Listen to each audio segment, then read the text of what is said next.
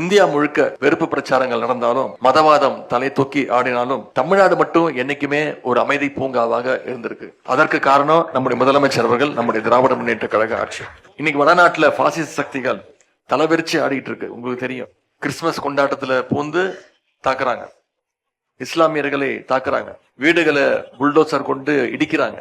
அசாம் மாநிலத்துடைய பாஜக முதலமைச்சர் இஸ்லாமியர்களை அச்சுறுத்துற மாதிரி சோசியல் மீடியால தன்னுடைய சமூக வலைதளத்துல அவரே பதிவுகள் போடுறாரு. அதன் பிறகு நாடு முழுக்க மிகுந்த எதிர்ப்பு கிளம்பிச்சு. இப்போ இன்னொரு சம்பவம், ஒரு வாரத்துக்கு முன்பு உத்தரப்பிரதேசத்துல ஒரு போட்ல ரம்ஜான் விருந்து சாப்பிட்ட இஸ்லாமிய இளைஞர்கள் 14 பேரை போலீஸ் கைது செஞ்சிருக்கிறாங்க. இப்ப அவங்களுக்கு கோர்ட்ல பெயில் இல்லைன்னு மறுத்து இருக்கிறாங்க. இப்படிதான் வட மாநிலங்கள்ல சிறுபான்மையினுடைய சமூகங்களை அச்சுறுத்தி செயல்பட்டு இருக்கிறாங்க. அதே மாதிரி ஒரு நிலைமைய தமிழ்நாட்டுக்குள்ளேயும் ஏற்படுத்தணும் அப்படிங்கறதா பாசிச சக்திகளுடைய ஒரே எண்ணம், ஒரே கனவு. அவங்களுக்கு நிச்சயம் திமுக இருக்கிற வரைக்கும், எங்களுடைய தலைவர் இருக்கிற வரைக்கும், திராவிட முன்னேற்ற கழகம் இருக்கிற வரைக்கும் தமிழ்நாட்டுல அதை நாங்க நடத்த விடவே மாட்டோம். தமிழ்நாட்டுல எடுபடவே படாது.